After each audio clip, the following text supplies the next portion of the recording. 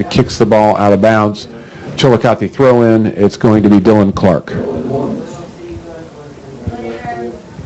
Dylan throws it right into the danger zone, as he always does.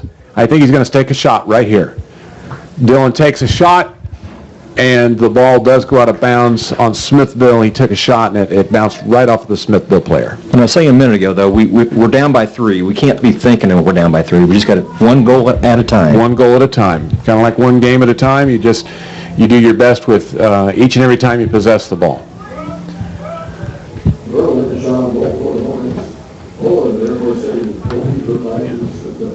Utilizing a cell phone here to run this game, and you can hear a little call coming in here, and that's what that beep is. And it looks like it's stopped. Sure, you don't need to take that? No, don't need to take it. I think the public would hear my phone call, and I'm a little more private than that. We'd like to mention that you can hear this game live streaming on 105.9 The Wave. If you're not already listening to it on 105.9 The Wave, you can hear it live streaming. Derek Hussey? Derek Hussey brings it all the way. Oh my. Derek is laid out on the pavement. He did an excellent job of pursuing the ball before it went out of the baseline, and sent the ball back in away from the keeper, which is unusual when you're that deep. And our offensive player had just barely ran past when the ball came in, or we would have had a quick score. If you go to the website, Brett, you can also not only watch it, but you can also hear it live. Oh, yes, you can hear everything that we're talking about. So,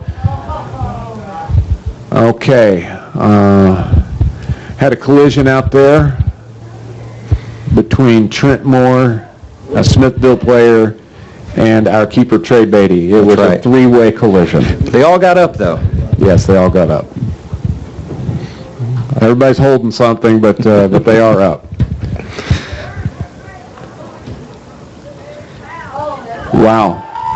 There was an offsides call there. It shouldn't have been on Smithville, because they never played the player. They took a shot at the goal, but they did miss. Trey Beatty had a nice stop there, and the center ref did not acknowledge the offsides.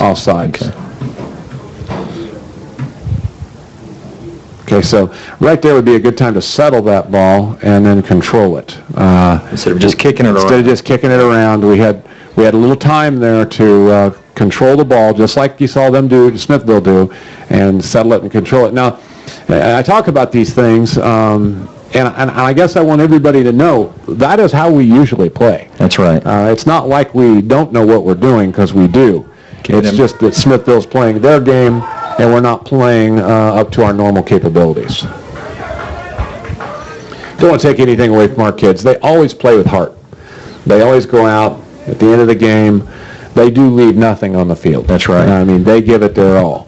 But, there are games that we play smarter than other games. There are games that we play like we know we're supposed to. And as with any team, there are games where you just don't have your on night. That's right. And the Smithville offense is pretty incredible right now. They really are. They're playing with a lot of confidence and and passing the ball around. Just had do you know what those are called, Kevin? Okay, we just... Showboating? We had 2 showboats there off Smithville in a row. One gentleman flips in to throw the ball in, so he does a handspring and throws the ball in. And then we had another gentleman attempt a bicycle, and not taking anything away from them. They're ahead, and they're going to try some things. Hopefully that motivates our boys just a little bit. It would make me motivated. It's a little close of a game, if you ask me, to be showboating. Yes. Alan Klein at midfield, out to Stephen Cooper, who is all the way back at midfield. They are using Cal Totebush to press up, but it is taking Stephen Cooper dropping back in an attempt to help with the defense, and he is normally a striker. So we've got to keep pressing forward if we want to put points on the board. Smithville throw in. at their end, their scoring end of the goal. It goes off of the Chillicothe player on the far side, and so it will be another Smithville throw-in at the other side of the field.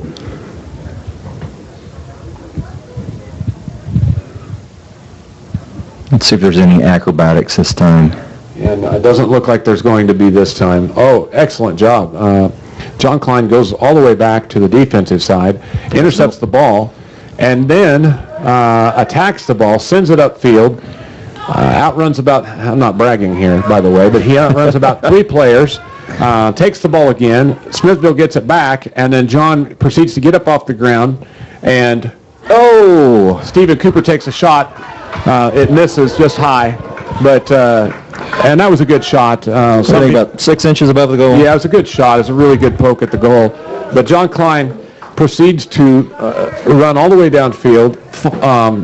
Smithville gets the ball back. He gets up and gets the ball again, sends it into Cooper, who takes the shot. So if they will play, if every player will play just like that, play like that. That's what we got to do. He went Gator. See, that's what he did. He went Gator.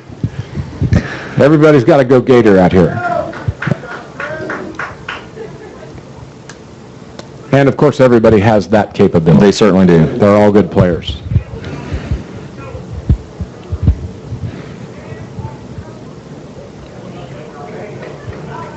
Out to Alan Klein at midfield.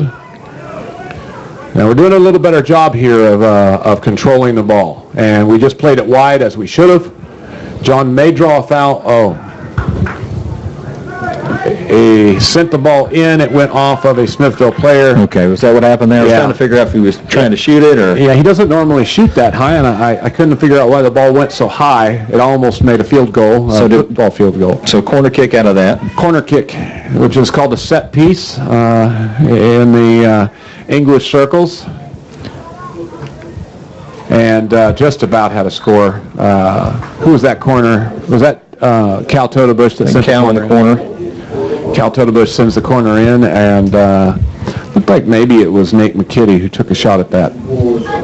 Nate had worked his way all the way up from defense to have an attempt at the goal there. And I have seen Nate make those. Every once in a while, he comes all the way up and makes those. It was a goal kick by Smithville. They've got it at midfield. Still controlling it at midfield. Alan Klein disrupts things out there, and we get the ball back, although they called a penalty on Nate McKitty. You know, Nate got the back of Smithville's heels, put him on the ground. Yes. Smithville's dangerous from this location. They're not that far outside the 18 and not that far away from where they took a free kick. It was not a penalty kick, it's a free kick. And that's the exact... Oh, did you see that shot? Yeah. That's the exact free kick that they took last time. And that's actually, there's a name for it, and I can't remember what it is, but it was a reverse spin. I think it's called a banana. Mm-hmm. And you know, you got a bend, like Beckham. That's right. And then you got a banana, which it was a reverse spin. You actually point your toe in, if you're right-footed. You kick it nearly with the side of your foot, and you reverse spin the ball. And most kids are used to the ball, you know, hooking to the left if you're kicking with the right foot, and it actually goes the opposite direction. And Trey Beatty made a great save. Great save by Trey Beatty. Ball out to midfield.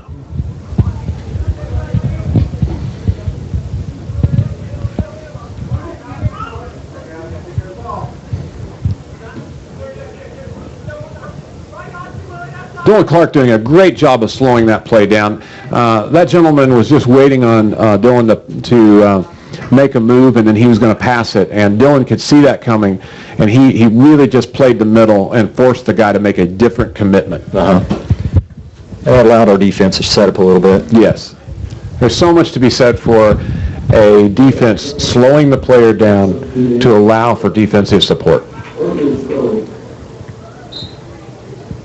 If you can win it, as we talked earlier, like on a 50-50, of course you win it.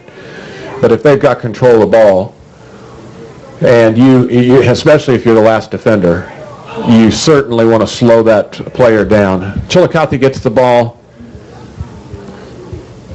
at the Smithville 18. So Johnny Klein on the far side? John Klein on the far side. Allen plays it to his brother Allen. Allen plays it wide to Trent Moore, who's actually coming up from defense.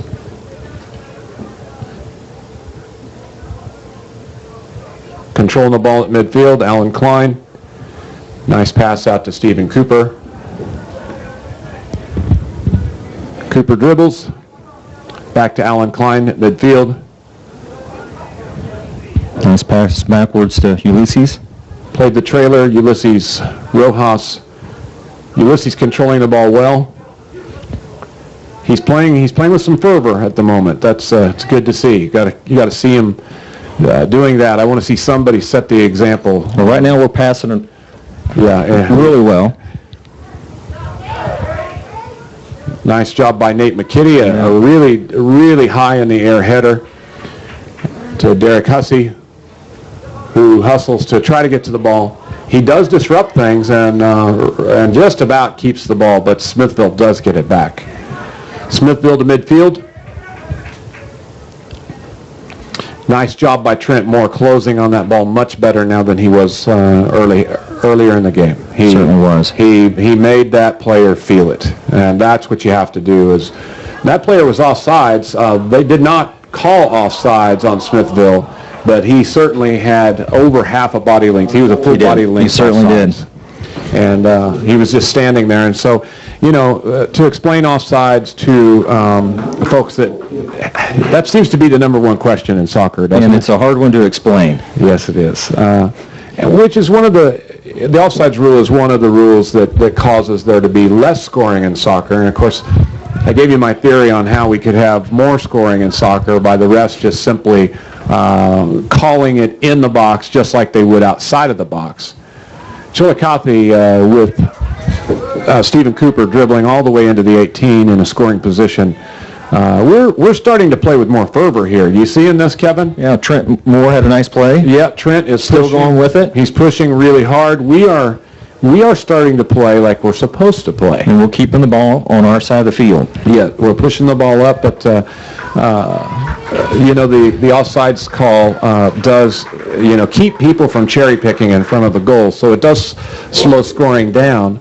But otherwise, you could just plant people, somebody right next to the whole other end of the field. That's right. And then you'd have a constant game of just big kicks. That's right. And there wouldn't be a lot of skill to that. Plus, we would have nothing to talk about. Yeah, that's right. But that is the number one question in soccer. We'll talk about offsides here in a little bit. Stephen Cooper with the ball at midfield. Back to Allen Klein. That's his trailer. Back to Nate McKitty. Kitty to Moore.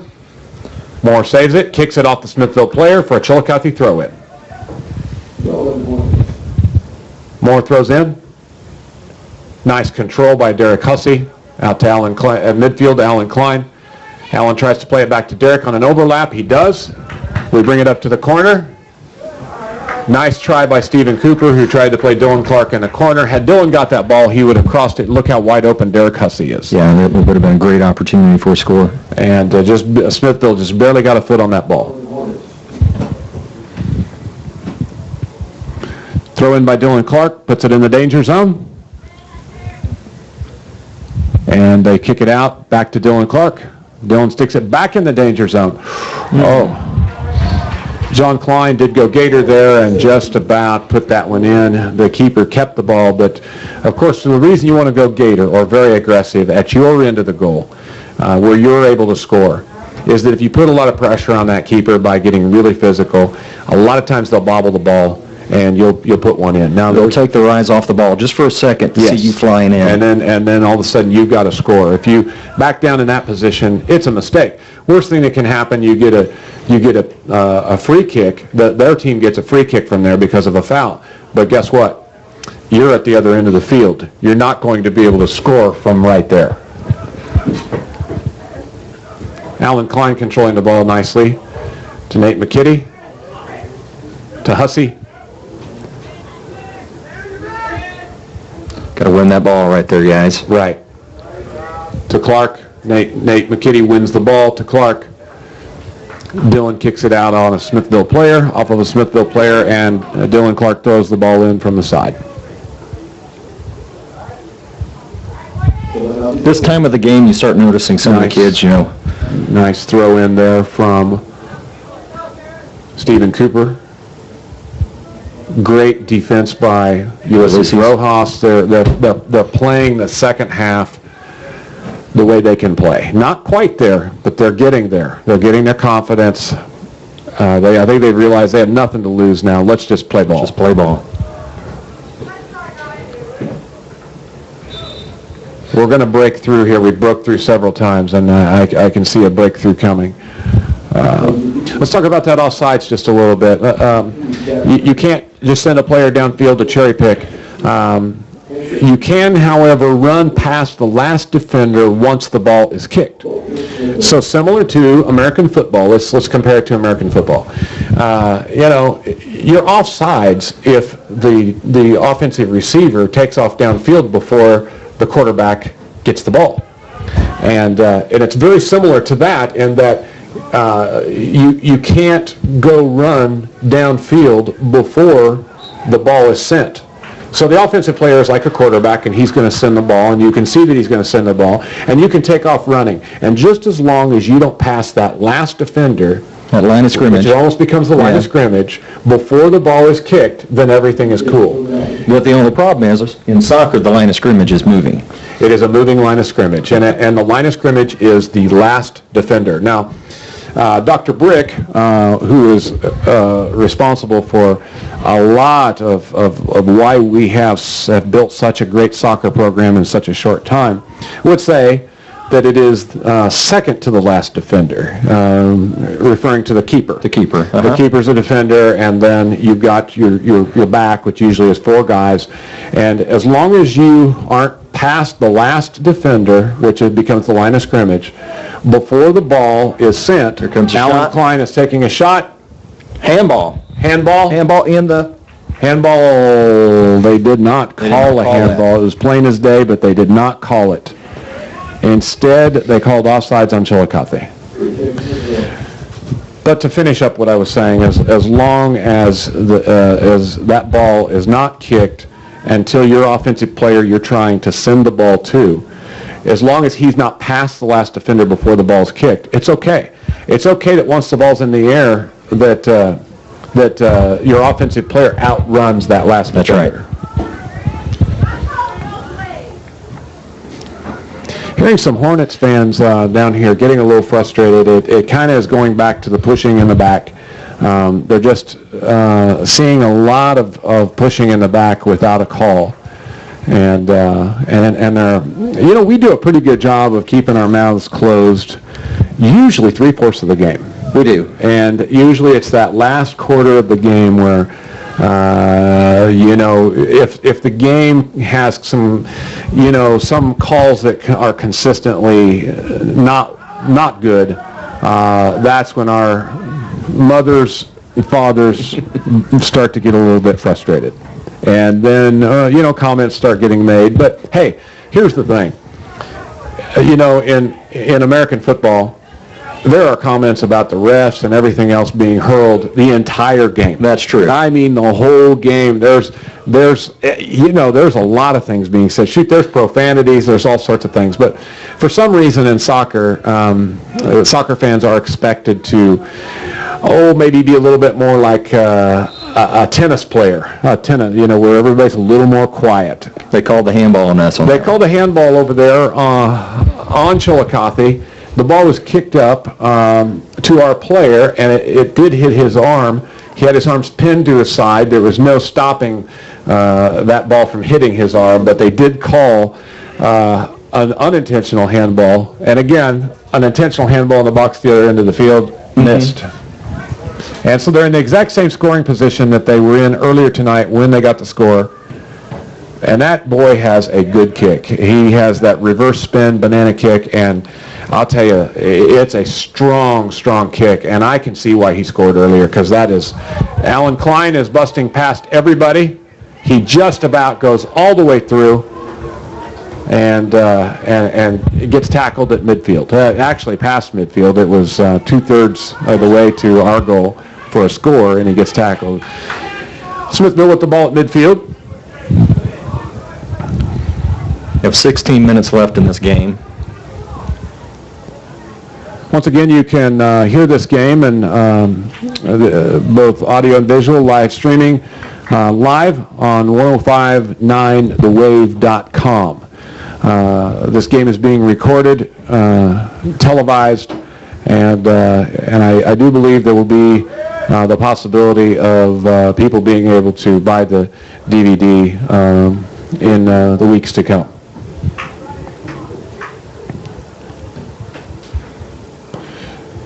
Chillicothe takes what I think was a free kick from the defense position. I was at John Klein just that was Cal Totebush that just absolutely was getting, at some point They did call it, though. when you have they did call it, but at some point when you have repetitive fouling, the same type of foul, and they're not doing it down where it's threatening to them at all. They're doing it at midfield where a free kick means nothing. Exactly. And when there's that repetitive type of foul, I am a huge advocate of a yellow card. Now, I'm not saying you do it because somebody pushes in the back once or twice, but there comes a point where you start to see trends and you start to see that they're attacking us at midfield with fouls. And there comes a point where you have to control that to keep kids from getting hurt, to control the game, to control the parents, and you pull a yellow card. But Brent, for whatever reason, you're not seeing yellow cards that often this year. You're not seeing yellow cards this year, and there is a reason. Misha, and I would invite everybody to write Misha, call Misha, Missouri State High School Athletic Association. Because they have stiffened the penalty for students who get yellow cards. Now, a red card is even expected in a game. As an example, if you had a breakaway in a game where an offensive player was on a breakaway, well, they're just hammering us out there, aren't they? They certainly are. They are just getting away with, they're just hammering us out there. And so this is a great time to talk about yellow card, red card. A red card can be for something as simple as an intentional foul on a breakaway. And who wouldn't do it? You got an individual who's on a run on a breakaway, like Steven is right now, except there's no defenders left and there's a guy chasing him down. Rather than letting him score, let's say the goalie's out of position, rather than letting him score, the player can actually swipe his feet, he goes down, he doesn't score. Now, that's an automatic red card, but it's something that's expected in soccer. Now, that was just a terrible penalty. Smithville just absolutely wiped out Trent Moore at the other end of the field with that type of thing, swiped his feet, took him down. And again, look at the end of the field that it's on. It's on the end of the field where it isn't going to hurt them because we're kicking a penalty kick or a free kick all the way back at the other end of the field for our goal. But a red card is something that you can get. Now, a red card can be also for really bad conduct. 2 yellow cards equals a red card. So it's not something you want, but it is something that you could intentionally get in a game in order to keep the other team from winning. Because if you fouled on that breakaway that we were discussing, yes, the team gets a penalty kick in the box, but we might block that penalty kick. And instead, they could just score. So it's better to stop them if you can. Great shot there by Smithville, just over the goal. And I know I've been rambling about these yellow cards and red cards, but I do have to say one more thing about yellow cards. Yellow card, is a step down from a red card, and what Misha did this year is that they stiffened the penalty where I believe if you get 6 yellow cards,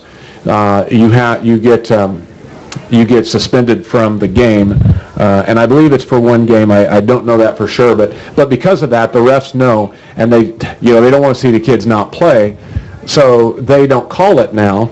And the problem with that is they have nothing left to control the game of soccer with. Right. You literally could repeatedly foul at midfield or at defense, and only thing that happens to you is the other team gets a free kick from the other end of the field, 100 yards away or 50 yards away. They're not going to score off that free kick. And you can take a player out of the game that way. You can hit them so many times throughout the game. And what's the problem? What do you get? You get a free kick, and it's not in a threatening spot. When the ref doesn't feel like he can pull the yellow card to control those repetitive fouls, that is when the game gets out of control. And so in an effort, actually, what Misha did, I believe, was in an effort to better control the game by making it a stiffer penalty. The unintended consequences, the collateral damage of that, is that they're not using the yellow card to control the game. So these kids can hit in the back over and over and over at the right spot on the field, and literally nothing happens. Nothing of consequence. That's right. We have stopped play for some reason here. Don't quite understand why. I think it's a substitution issue. We've got a set piece, which is a corner kick for Smithville. Headed out to Alan Klein. Alan Klein sends it up. Derek Hussey with the ball. Smithville pokes it away from Derek, sends it back to the keeper. Trey Beatty punts the ball.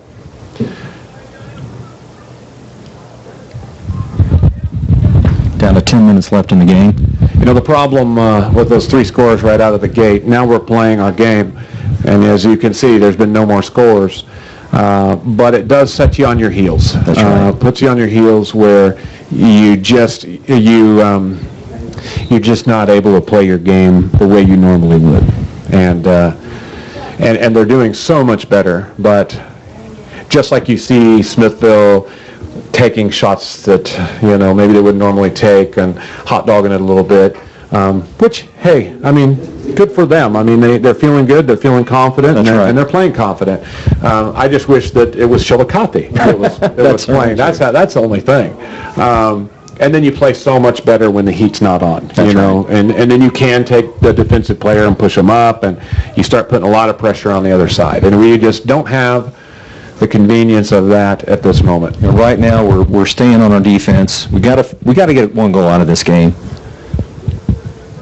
We got to keep pressing. See, that was a shoulder, Alan Klein, to the other player, and they didn't call it, and that was the correct call. Mm-hmm. A shoulder to shoulder, fighting for the ball.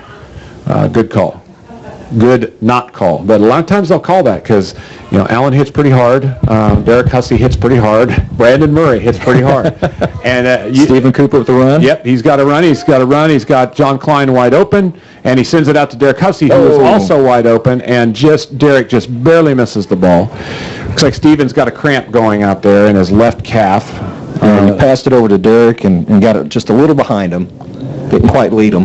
And Derek's a little frustrated with himself, it looks like, but he really has no reason to be. He had ran further than where the ball went. Stephen's going to have to go out of the game and get this cramp under control. So I hope everybody out there can understand what I'm saying concerning the yellow card. It is a card that is designed to control repetitive fouling in a game. And it's part of the game. It's part of the game. It should be used. It shouldn't be to where the unintended consequences are to where the refs feel like they can't pull it because it now is all of a sudden taken on a stigma. I think I learned a little vocabulary in school. It takes you take on a stigma that is a big deal. And, it's only a big deal if you get two of them. That's First one, not a real big deal. And so that's your warning. That's really what that is. That's your warning to say, hey, you're doing something wrong. That's kind of like in basketball. If you didn't get a foul or two, you're not playing hard. Exactly. That's exactly right. And that probably would be a good rule, Kevin. 5 repetitive fouls, you're getting a yellow. And the refs can kind of keep track of that. 5 repetitive fouls, you're getting a yellow. If I see, just because you do that same foul again once or twice more in the game doesn't mean I'm going to give you a second yellow. But if I see you do it several more times and I know that I didn't slow you down, I know that I didn't in any way inhibit the error of your ways, then I'm going to pull another yellow card and you're out of the game, because you're not going to go in and hammer people all game long and feel like there are no consequences. I'm going to make sure as a ref that there are consequences. So I hope people will talk to their administrators, talk to Misha, and utilize the yellow card the way it's intended to be utilized. All right, well, we're back in play. Stephen Cooper out of the game. Looks like Brandon Lamp is in the game for Stephen. Brandon hustling. Yeah, I think Steven, when he did that kick over to Derek, just tweaked something. Yeah. Probably not a big deal. It's kind of cold out tonight. Excellent job by Nate McKitty. Timed that defensive move very well. Really, they're disrupting. They're playing the second half the way they can play. John Klein in for a shot. And it comes off Smithville player, goes in the air. Derek Hussey takes it back to the middle. And it is rejected back out by a Smithville player. He clears it out of bounds on the side. It's a throw-in. He better keep that rear leg down. He just about... Did he? Yeah. And the substitutions. Brandon Lamp was getting ready to throw it in, and then as he was getting ready to throw, the ref hadn't blown the whistle. He stopped him, and Stephen Cooper came back in for, did I say Brandon? Brandon Lamp. Mm-hmm. I think I said Brandon Murray. But you said Brandon Lamp. Oh, good. Yeah. Brandon Lamp back out of the game. Stephen Cooper with the throw-in, puts it in the danger zone. It's floating around out there at midfield. We're really looking like we're on the attack. They play it to their lone striker. They've got one striker, but we are getting back well. I mean, we are playing good ball now. I mean, got the ball back. We just we need to put some scores on the board here pretty quick. So we're starting to play the way we have been playing, and I can see a score coming really soon. Here comes Stephen Cooper. Stephen to the middle. He's going to shoot. And it's a score. There we go. That's what we needed. You could just see this game starting to turn about 10 minutes ago. And that was, do we know who the assist was on that? You know, I'm not sure if it was Brandon Murray or Derek Hussey. Yeah, I don't know who the assist was. I would love to be able to tell you that because, quite frankly, as we've talked about many times, the assist is, if you learn to assist in a game, you can be part of several scores as a player. You're probably not going to score a ton of points in a game, but you can be part of a lot of scores if you're good at assisting. But whoever the assist was, great job. Sent it right through to Stephen Cooper. Stephen pivots his hips, takes a shot, and puts it right in the back of the net. Yeah, it was a good aggressive play. Pulled Brandon out of the defensive position all the way up front. You could just see it coming, and you know, I believe that we can still put 2 points on the board, tie this thing up. Just a little under 6 minutes left. 6 minutes left. We're playing like we should. You could see it happening, and you know, certainly I said we're about to get a score, and by golly, we got a score. No, I'm not that good. I got lucky. But you can just see the life breathe back into them. The life is in them. They're playing the way they should be playing. They're not on their heels anymore.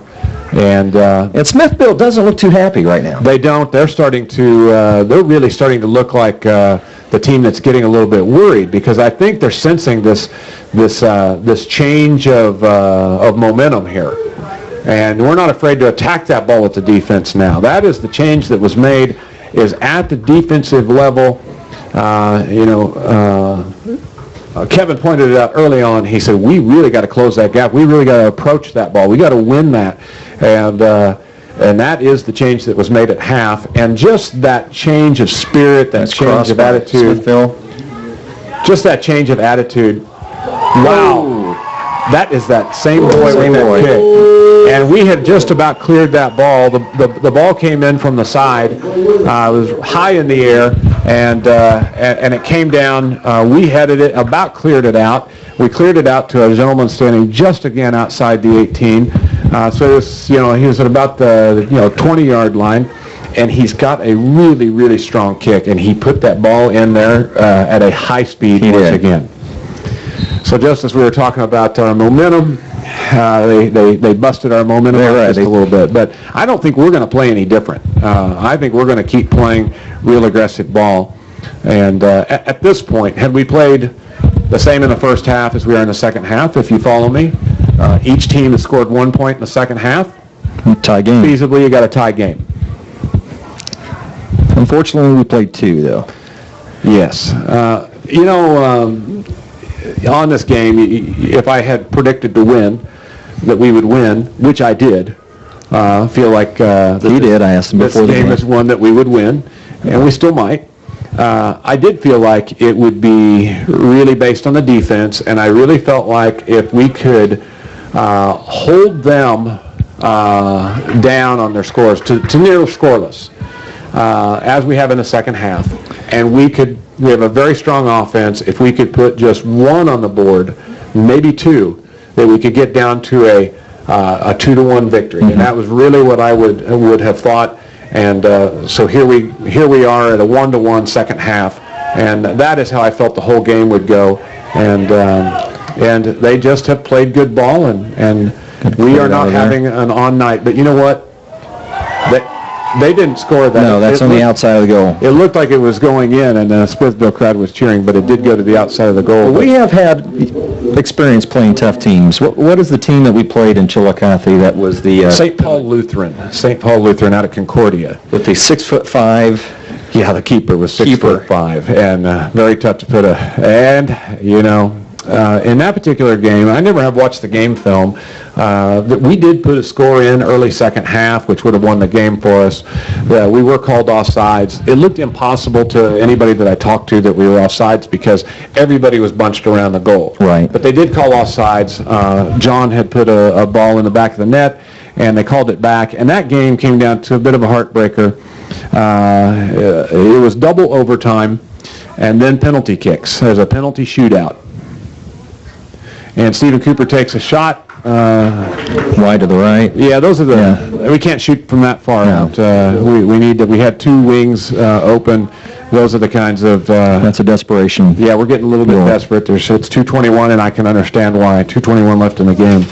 While the ball's at the other end of the field, and Smithville's getting ready to kick in a goal kick, I am going to thank our sponsors who made it possible tonight, and that is Golden Corral, Woody's Outdoor Power Equipment, Woody's Automotive Group, Farmers Insurance Group, Citizens Bank and Trust, Hutchison and Company with Allied Insurance, Toto Bush Farms, Investors National Bank, Mel Gregg with Grand River Insurance, Constitution Tribune, the Chillicothe Booster Club, BTC Bank, Trenton Coca-Cola, The Wave, and again, a special thanks to Jim Bly, who puts a lot of work into, we're going to score here. Oh my goodness.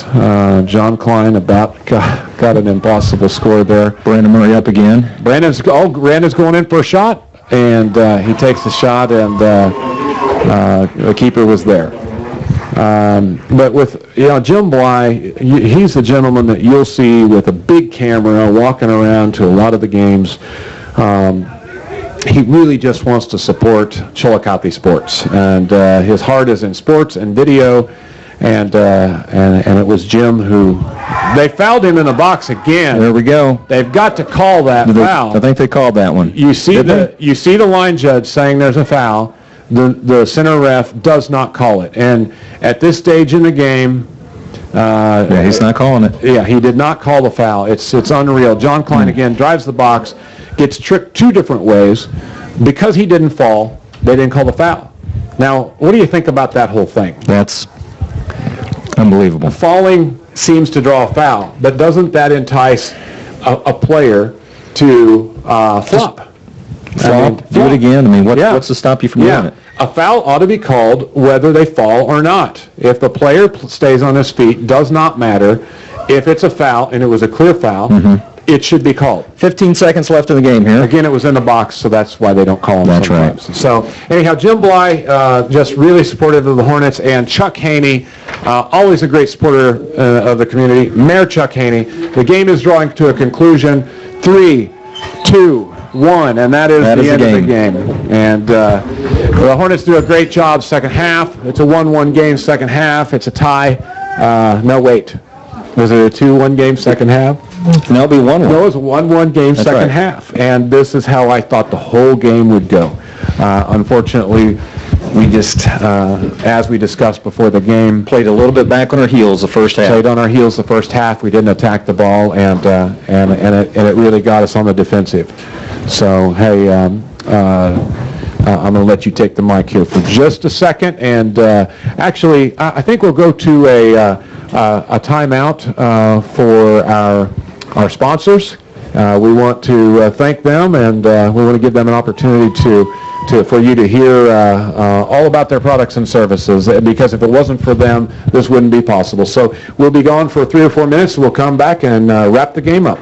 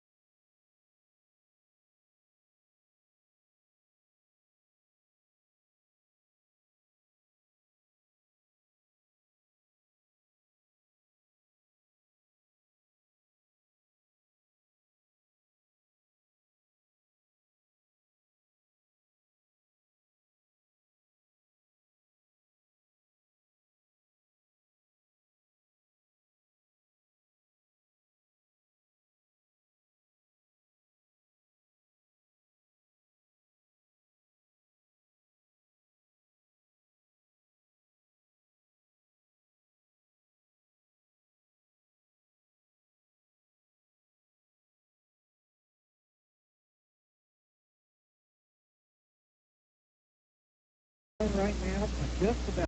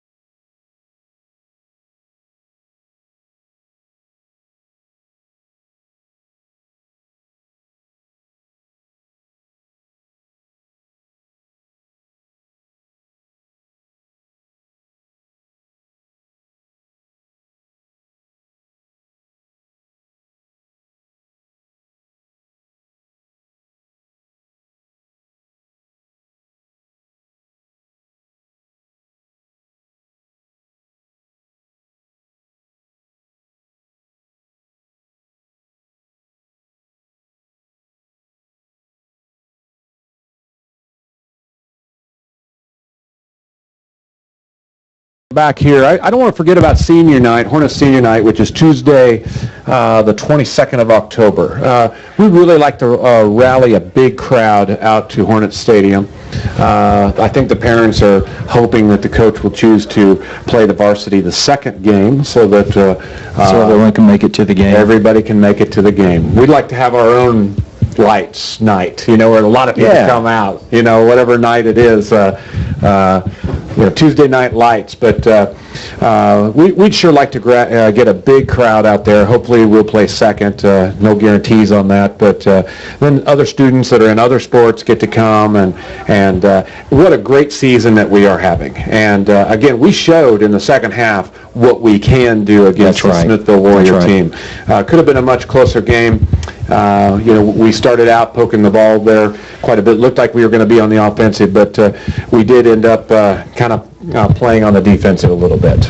Well, I'd like to thank the new voice of the Chillicothe Hornets soccer program. Your cousin does the football. Yes, that's true. So Mark Simmer, my cousin, is the football announcer. Well, you can start doing play-by-play for him, and he can start doing color for you. You guys can just go on the road, retire from your real jobs. We would be something. I mean, the problem with that, Jim, is that I have a feeling that we would maybe taunt each other with stories that we know about each other. And we could, kind of threaten each other on air with different stories. So I don't know if that'd be a good idea. We might expose too much. Well, if you guys want to vote for Brent Klein to be the voice of the Hornets, contact Ian Lapine at 105.9 The Wave and let him know. I appreciate that, Jim. Again, that was Jim Bly. I didn't really get to finish talking about Jim. By the way, if we didn't announce the score, I think we didn't.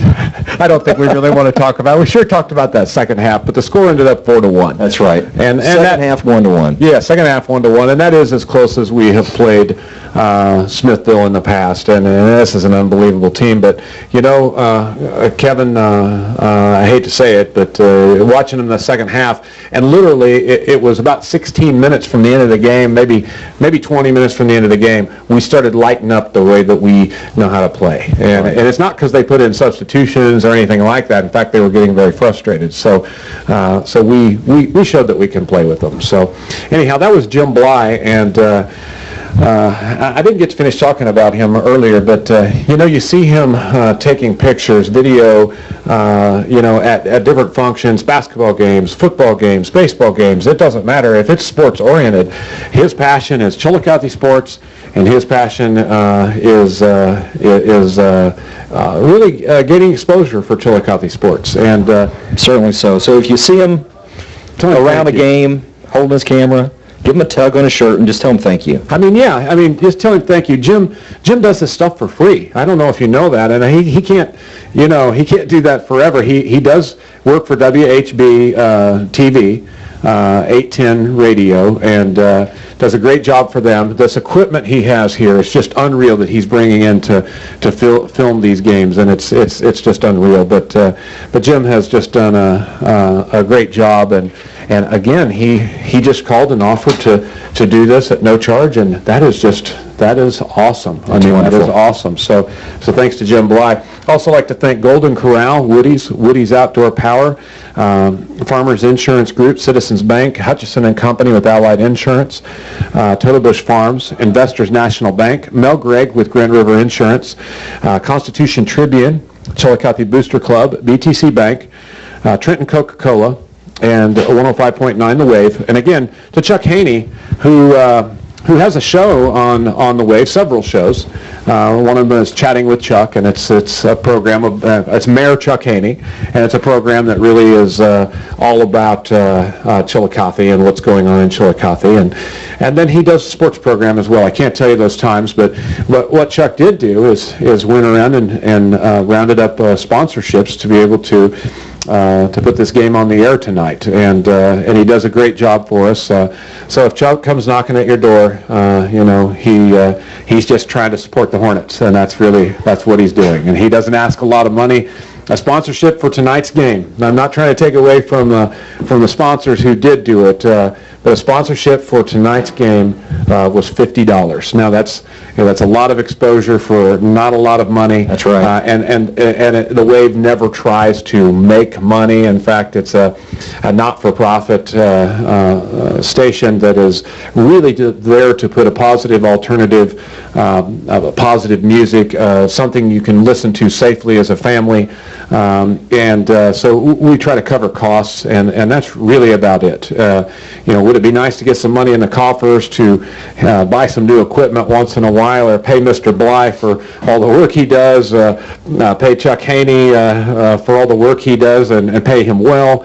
Absolutely, but when he comes around, he's not asking for a lot, and it really is just to support the Hornets. And while we're doing thank yous, I'd like to thank the Hornets fans. We had a great showing tonight. Again, we hope a lot of people come out, and I really would just like to thank the fans that came. Great job. I'd like to thank the coaches, Tim Cunningham and Mark Dumovic. Just do an awesome job, and I really would like to thank them for such a great example that they set for the kids. Tim Cunningham is an old school coach that just sets an awesome example for the kids. Well, and you say that, and whenever the young man that came in as a goalie that had the brain tumor, Tim went over and patted him on the back walking off, and that was, he's a class act. And That is a class act. And also, we're going to have an interview with him at wowwoodies.com. Oh, Woody's Automotive Group. Yeah. Well, very good, very good. Tomorrow. Who's doing this interview? Chuck, I believe Chuck Haney's going to be there. Hayes. So. And you're going to be there? Yeah, and Okay. so we'll Facebook it, and I'll let you know where you can see it. But we're going to do it live tomorrow after practice, and I think that's around 4:35. Do you know what time they get out? The school gets out about like 3:10 or so. Is that about right? No, practice. Oh, practice. Yeah, practice will get out about, since they've got a game, and again, that's something we need to talk about. Mexico tournament on Saturday, starting at 11 or 11:30 against Montgomery County. That's correct. And want everybody to know about that game. But it'll have a short practice tomorrow night. So, frankly, Kevin, what time will they get out? About 4:30? Yeah. 4 o'clock, 4:30. So Practice is over at 4. practice is over at 4 tomorrow, so it's going to be a short stretching practice, and Coach doesn't want to get them tired before, a big tournament coming up. And they did just win a tournament, the Excelsior Springs tournament, and dominated, and they dominated the last game, and I would love to see them do that tonight, but hey, I'm not going to take anything away from them. They always play their hearts out. They just played a very tough team. Well, and you'll take this game, and every kid will learn something from this loss tonight. And really, they haven't. They had the one shootout, which shootouts are shootouts. Yeah, you hate to lose a game in a shootout. I don't call those really losses. You tied during the game and just came into an unfortunate way of losing the game. Right. So I would say this was the first true loss in the season. Yes, I would agree with you. I would agree with you, and hey, the other team to lose to. Fifth-ranked Smithville Warriors. Congratulations to Smithville tonight. And I hope they go a long way. And if they beat all the other teams, worse than they beat us, then that just makes us look good, right? So anyhow, hey, we're going to sign off now. Anything else that we'll review? A lot of the local stuff I do. I've created a news page called Mo News. North Mo News, okay. So you can find it on Facebook or YouTube, so check it out. I'll have the game archived up there, and also I'll have the interview. If you don't get a chance to watch it live tomorrow, you'll be able to also go there and see the coach's interview, and I believe Coach is going to bring a couple players out as well. Well, very good, very good. Please listen to the interview. Hey, Jim, is that interview going to be on the Wave? Yeah. Is it going to be on the Wave, or is it just going to be on? Yes. Huh? I believe Ian said yes. Okay, we think the interview will be on the Wave. On the website. On the website, 1059thewave.com, and you can listen to it there. So, hey, we're going to sign off. It was an exciting night, great game, exciting build-up, and we did a great job. I'd like to thank Kevin Murray for being my sidekick tonight, and again, I'd like to thank Chillicothe for all the support of Hornets Athletics. And we will see you the next time. Tuesday for Senior night. Senior night at Hornets Stadium. Hope you can be there. Good night, everybody.